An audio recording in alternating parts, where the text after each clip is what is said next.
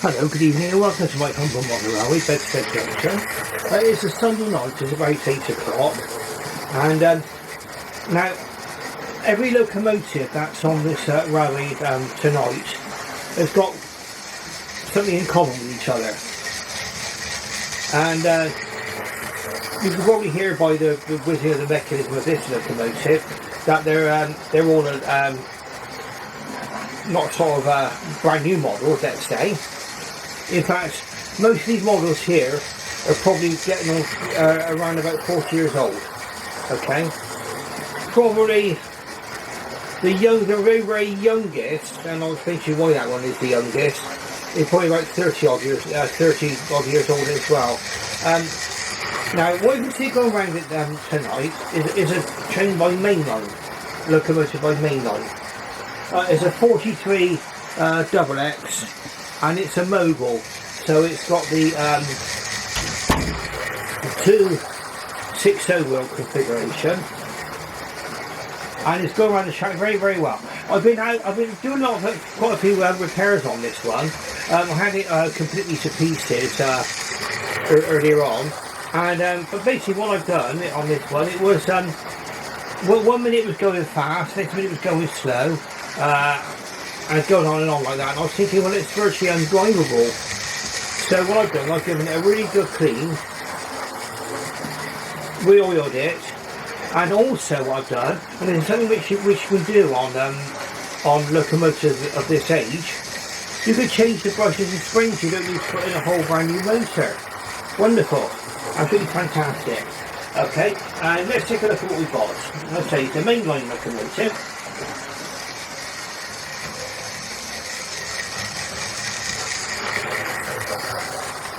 There we are, that's in the original Mainline box. Okay. Class 43 double X Mogul locomotive, BR Green livery, catalogue number 37045. And Mainline made modern railway items up until 1984, when the parent company Palitoy decided to concentrate on other areas of the toy market. And of course, for a while, these locomotives were sold under the Replica Railways banner, or some of them were. But eventually, it was decided that the company would be called Bachmann. Okay, and these were all manufactured in Hong Kong, whether they were Mainline, Palitoy, or Replica Railways, or Bachmann, all made in Hong Kong. As you see, it's going around very, very well.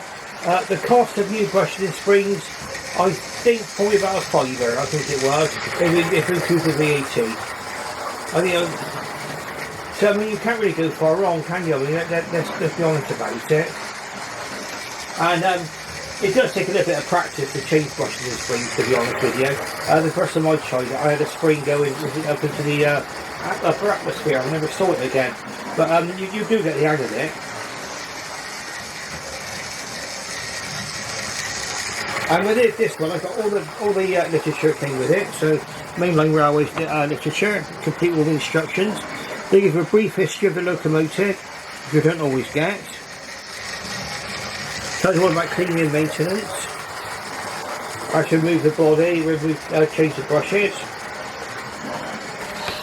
And they've all got this pod style motor here. I mean, every one of these locomotives on here tonight, as far as I'm aware, I've got a motor similar, like this or similar to it. So now that I'm practiced on doing this, I can probably change the brushes and springs on one of these locomotives in about 10 minutes, quarter of an hour. And it's really, really running super well now. We'll have a look at her in a minute.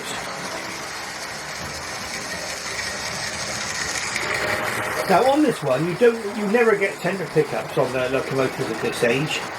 Okay, in fact the tenderage is simply hooked onto the locomotive, and it's sort of carried behind the locomotive.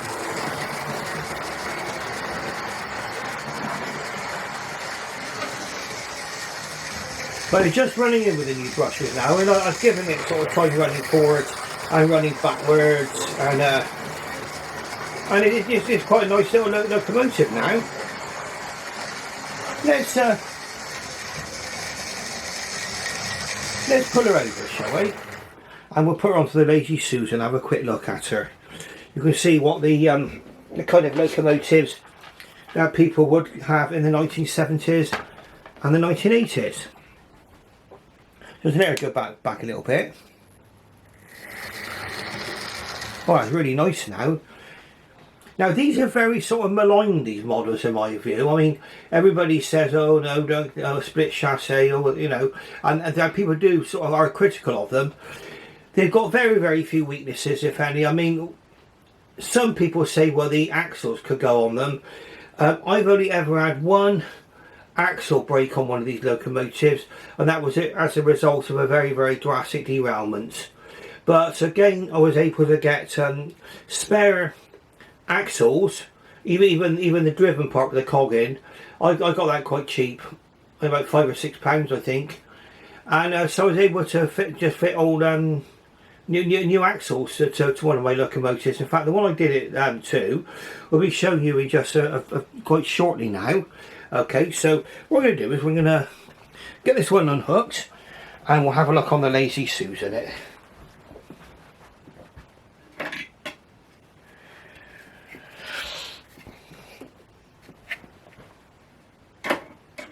So what we do, we're looking for the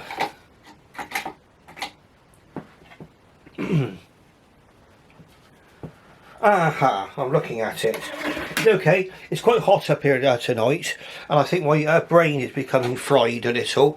I'm sort of wondering where I put the uncoupler, and it's right in front of me. I'm looking at it. There we go. So that's how easy it is to uncouple. And we'll just turn the focus around onto the locomotive itself. We'll just lower the camera down slightly as well. And this is the Mainline Class 43 XX locomotive. So around we go, and down we go. Okay, we shall just let this one go gently down a little. Get on a level with it. Well, that's about right there. Now, as you see, it's an unlined green, and it's got the British Railways late crest, and the tender just simply hooks on. There's a hook there, you can see. There we go. But it's got metal wheels. It's got the scoop represented underneath there, the water scoop. Someone's fitted the brake rigging. That was already fixed on there when I bought it. You do not get sprung buffers. Okay, but you've got the nice representation of the vacuum pipe there fixed. Separately fitted handrails. And again, on the front of the tender, you've got the should imagine that's a brake handle and the water scoop handle there. Okay, and the place where the fireman's tools go. You can see the coal out there. The coal is a bit sort of big, but you have to remember that this is from the 1970s and 1980s that these models were actually produced. And then we'll have a quick look at the cab. You don't get a decorated cab. I added the figures there, the driver and the fireman, just to add some extra colour and interest to that cab there. But it's got glazed windows, as you can see. You can do a bit of a clean actually, those windows, but we'll have a look at that. But there's a lot of things you get on this model. I mean, we'll get a bit closer into her, if we can.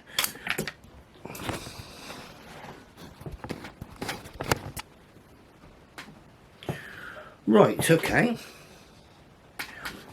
Just excuse me, I just dropped something on the floor. Just going to pick that back up. Right, okay, it's all light stuff.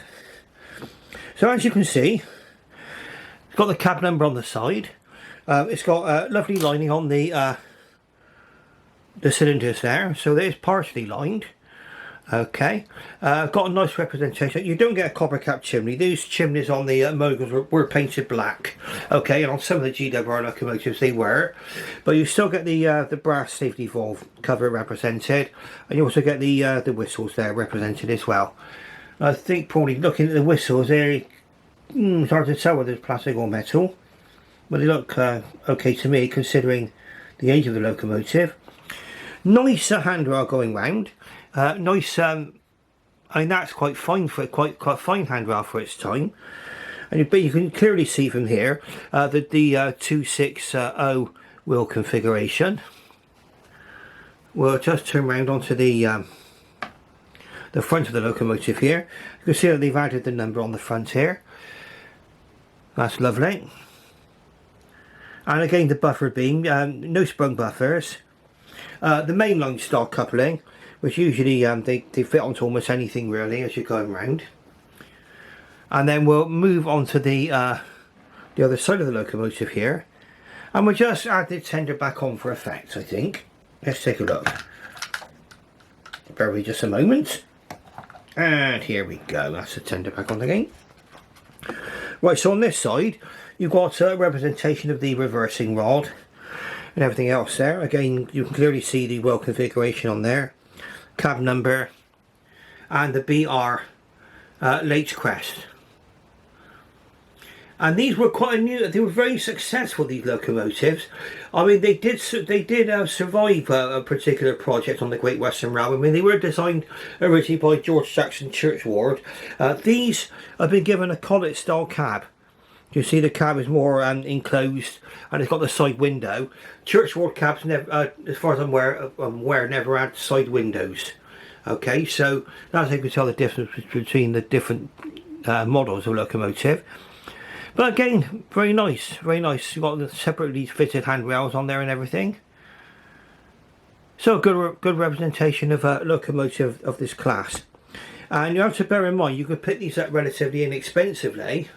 Okay, I know Dapple do one, and I was very, very tempted to get the Dapple one. I might still seek one out.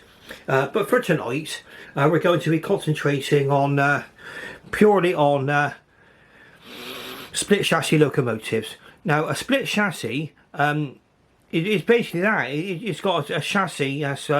Two halves of the chassis are separated by plastic insulators, and there's no wires in one of these. There's no wires whatsoever. Everything regarding the current is carried to the motor through the chassis itself. Quite genius, really. Quite simple and straightforward once you get used to working on them. Let's say I've been working on this one today. And now what I'm going to do is I'm going to pop this one back onto the tracks again and run around a few times, and then we're going to be looking at our next locomotive, which is quite famous if you've been in South Devon, and you can remember this one running on the Paignton and Dartmouth Steam Railway. But we'll move onto this one now, get this one onto the tracks again. Now, I always say this every time. I know it probably sounds a bit boring me going on about this, but I like to use a railing ramp, or a re-railing ramp if you want to call it that. We'll zoom out just a little bit. There we go, we can see some action now. And you'll see how easy it is to get the locomotive onto the tracks. Okay, so on it goes.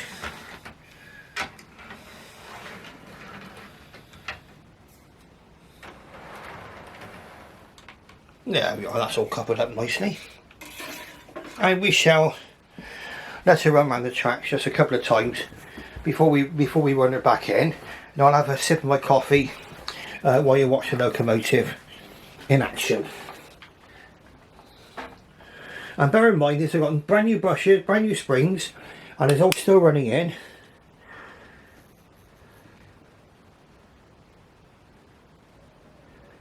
Now, the perils of live video.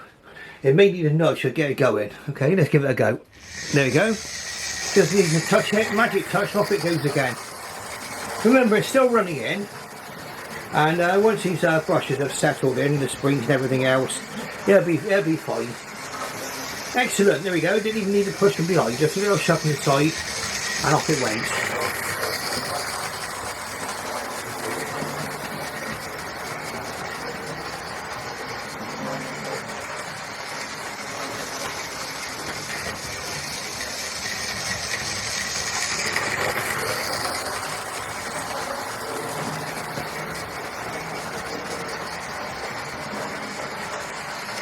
Now these are highly versatile and useful class of 260 Moguls, introduced in 1911.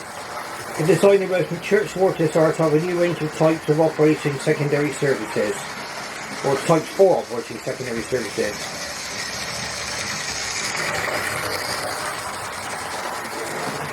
And Holcroft, who was Churchwarder's assistant, I've recently visited Canada, where he'd seen Moguls in action over there, and he was quite impressed with them.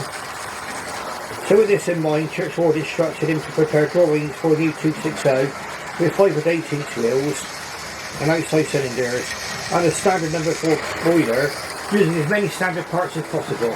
That was something which the Great Western Railway went a lot on, was standardisation of parts, so they have a particular type of boiler, particular type of engine. Now, the first withdrawals of these came around about the 1930s, and it was intended that these would be used to be rebuilt into Granges and Manor class locomotives. But luckily, a lot of the locomotives actually survived. I mean, there were 100 Moguls were withdrawn and replaced with 80 Granges and 20 Manors. And it was the outbreak of World War II that actually stopped all of these locomotives being scrapped or turned into Manors and Granges.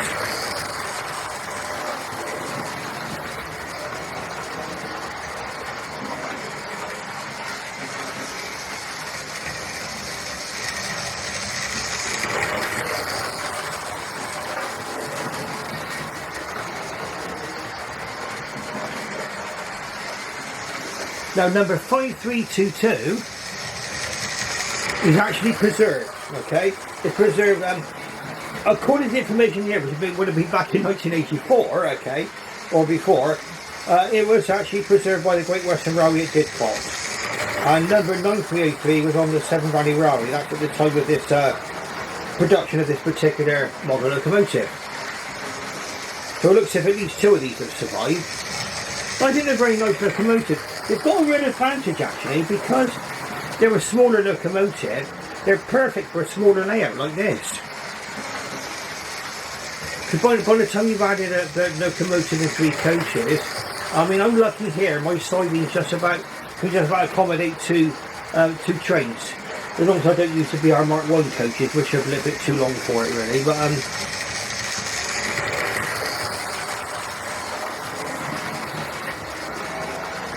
that's it now. Yeah, that's it. I'm going to be sipping my coffee then. Now we're moving over now in just a few moments onto the Manor class of locomotive. We'll just stop this one up at the signal box. We'll have a quick change of points and we'll run a red. Lovely. Okie dokie. So here we go. Sorry about that. That was a notification came in on my phone. I should have put my phone onto silence. I will do that in just a moment. Now we'll try to walk around the tripod without knocking everything over. That's it.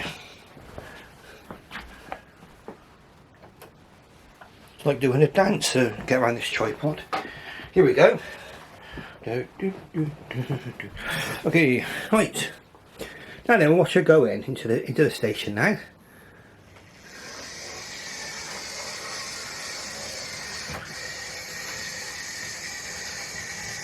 And then she comes. Not bad. Not bad, is it? Well, I mean, these locomotives, like I say, have come under quite a lot. My hand just got in the way then, sorry about that. These locomotives did come under a fair bit of criticism later on. But remember, you're talking about a locomotive that's about 40 years old. And it's still, as far as I'm aware, this one is still running on its original axles. Okay. The locomotive I'm about to do now is one which I actually managed to repair by fixing a replacement axle set. Okay, so we could get this one out of the station now for you. And this one does need I think it may need a bit of a service again. I've given it a bit of oiling today and everything else, but I've got brushes and springs on order because I think the fitting of those actually transformed the performance of the Mogul. I'd say the Mogul was running very, very erratically. Now let's have a look. Let's put this into reverse and we'll see if we can get ourselves going. Might need a bit of encouragement again. Come on, there we go. The wonders of live videoing. That to remember these don't get used that often. In many ways, I kind of kept buying more and more new locomotives, and these kind of got sidelined a little bit, which I think is a shame, really. Shame not to get them out every now and again and run them. So let's put this one into the main line for the points, and we'll watch it go round. Now this is a Manor class, Lydham Manor.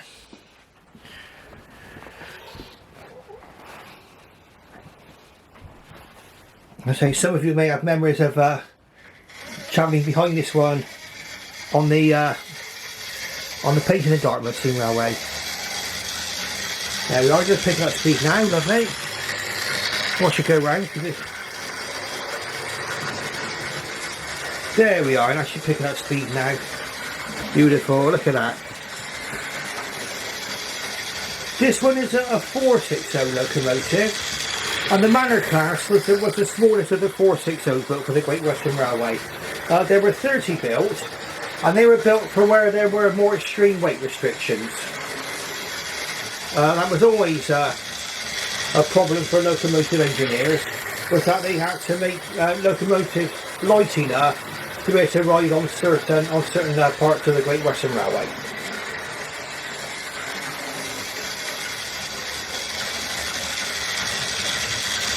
And he's going to be seen in all kinds of places. Probably one of the most famous trains it would call would have been probably the Cambrian Coast Express. They had disappointing performance at first, but they all went into Swindon Works and were modified, and once they were, they became very popular amongst the crews.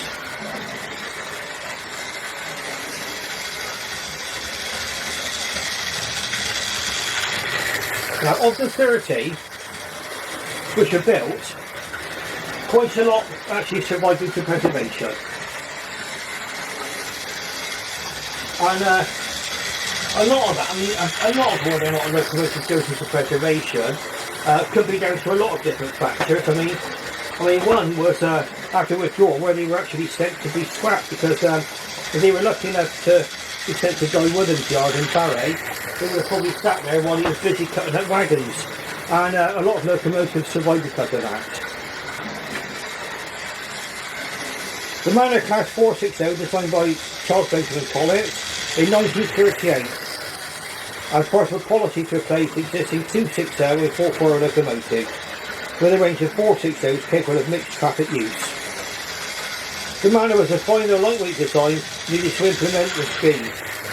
The axle loading was just over 17 tonnes, which was low enough to make them suitable for blue designated routes, where the larger Grange class locomotives were barred.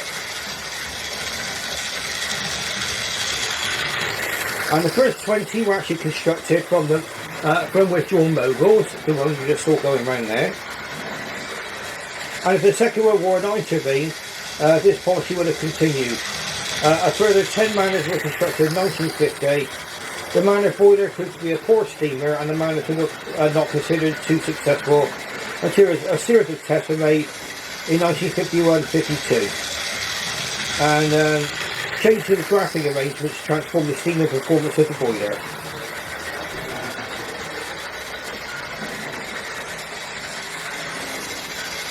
The modifications were all adopted by the entire class.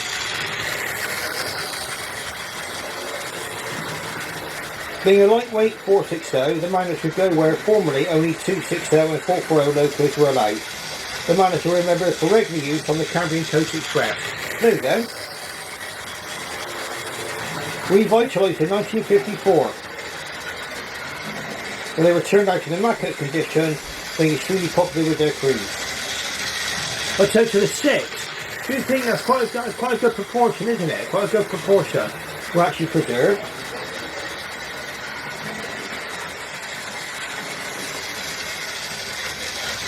And Lydham Manor, yeah.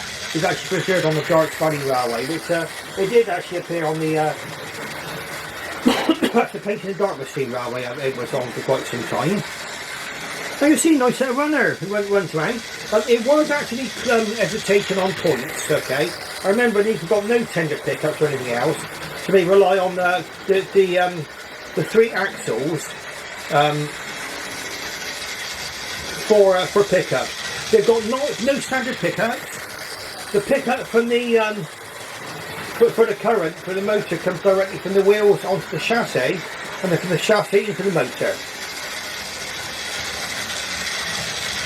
And this one, like I say, I had quite a bad derailment, and I had to. I did break an axle, but I got the spare axles. I bought the brush and the springs from Peter Spares, and that's where I got the axle kits as well. And really, once you get used to quartering, which is not that difficult. I mean, you can always copy another locomotive that you've got already, you know, and do it that way if you wish. Really, it's all there is. Remember, there's a 90-degree difference between one set of wheels and the other. So one wheel is turning a quarter of a turn ahead of the other set. Got a lovely line on it, this locomotive, and this is one of the first locomotives I bought during the lockdown. And yes, I did pay quite a fair bit of money for it, but it was the beginning of the lockdown, the prices were getting a bit crazy, okay, and but I considered it worth it.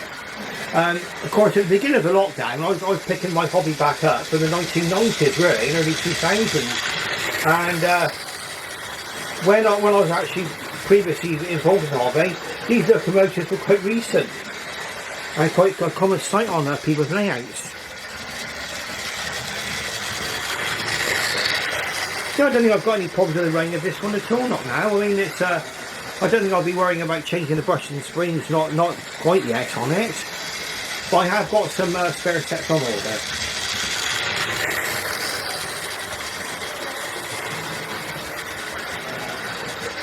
Now, we are going to run over the 30 minute limit for the camera, so it's going to be a slightly longer video.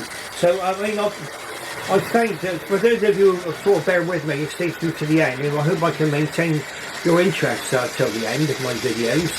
I think I can give you a fair bit of information that's worth watching. I say once again, I think that these mainline split chassis locomotives, they do come under quite a lot of unfair criticism, but you know, but in many ways that makes them cheap, okay, and they're worth getting, in my opinion. Well, I got all the mine box, okay, with all the instructions. Again, the Manor class got the same kind of reefer style motors, kind of a pod style motor there. Got brush holders, brushes. Really easy to change the brushes and springs. Once you got used to holding the springs steady. And I did pick up a bush with a pair of tweezers this afternoon, and I had one spring across the floor. But I did manage to find it, which was lucky. So, yeah, very, very nice. Very, very nice indeed. Right, so let's put her in. I'm going to bring her onto the Lazy Susan. Right, okay. Let's get the Lazy Susan in.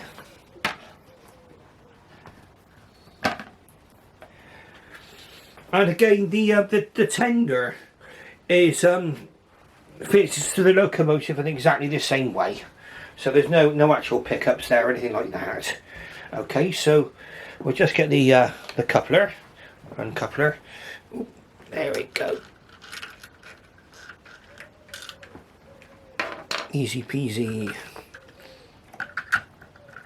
Now, I'm not going to go over the detail of the tender too much on this locomotive, and that's because the tenders on the Manors and on the Moguls are absolutely identical.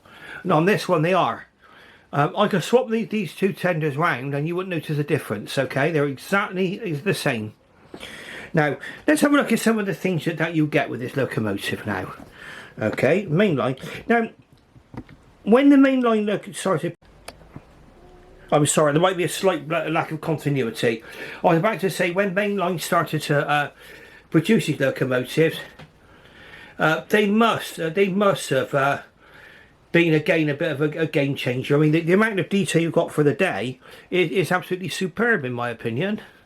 And you've got a lovely lining on there. The finish is quite nice too, nice and glossy. It's finished to it. It's got the those little markers there you can see right down there by my finger there. They're actually for overhead cables. Okay, so that's probably going to be if they were going near any lines that may be electrified, I guess. I'm really guessing on that. Excuse my hand getting in the way slightly there. Let's zoom in a little bit. And you can probably see from here now, you've got the nameplate there, Lydham Manor. Okay, very nicely represented. And the number there. I think it's 7827, isn't it, I think? Yeah, 7827. Okie dokie. Again, they've got the similar cylinders there, nicely lined. And you've got a lovely lining on the boiler as well. And this time round you get the copper cap chimney, brass safety valves, and the whistles again. The whistles are kind of represented in green this time on this, so I'm guessing they must have painted the whistles on them. But there we go, sorry for a bit of a jolt there. Now, as you can see, I've also fitted a crew to this locomotive as well. I think that adds a little bit of realism to it. Again, you don't get sprung buffers, but you do get quite a few features on there that are quite nice. Get into focus. There you can see the hinges have been picked out there on the smoke box door. The dart's been picked out. It's not a separately fitted part, but then again it's been painted painted as well, just to make it stand out for us. The buffer beams are covered in a nice selection of rivets. And of course, you only want there to be rivets where there should be rivets. Okay, which is absolutely fine. So you've got that's the front end. You've got a nice handrail going round as well. That's a nice and finely represented again. And these locomotives have got some super advantages, and I'll go over those again in a minute. Now, let's take a look. That's your reversing rod there, reversing mechanism there shown on the nameplate. But the cylinders, they actually come apart. You can take those off. So if you ever get a problem with the valve gear or anything else, it sort of pops out for some reason, it's quite easy to reinstate that. You can actually do the cylinders come unclipped, so it makes it so easy just to put everything back together again. Really nice touch. As you can see, we'll just look at this quickly. The tender is exactly the same. I think they would have probably just when they withdrew some of the Moguls to make these manor classes and the Granges, they must have just simply reused the tenders there. But again, you get everything represented there. Again, you can see the handles there, they've all remained intact.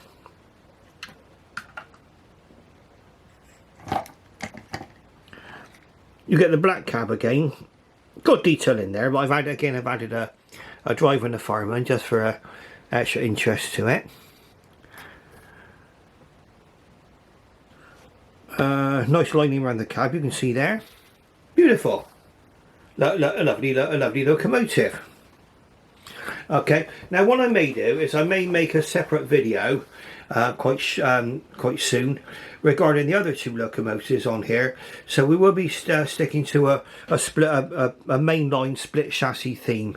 And what I may do actually is I might take the body off of one of these locomotives and actually show you what they look like inside, because some of you may not have seen a split chassis locomotive before, and you can see, I mean, how easy they are to work on. They're a real pleasure once you've got right head around the differences. Remember, no wires. Brilliant. Okay, they can be converted to DCC, but it does require a fair bit of modification. But I'm sticking with analog for the time being on this. Okay. Now what we're going to do is we're going to put our locomotive back onto the track again and run around for a little bit. and we'll watch her go round, and then we can say farewell and move on. Okay, so just bear with me just 1 second. Let me just put it back on.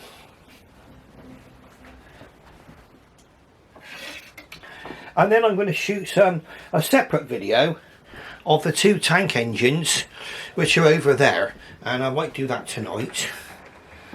Let's have a look. So we'll have 2 videos for the week for you all to see.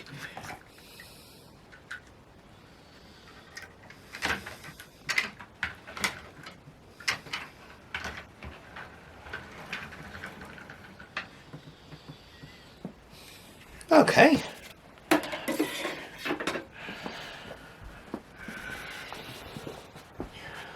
Right. Well, there's our coaches up there. That's our target. And there's a locomotive. So let's see how we do.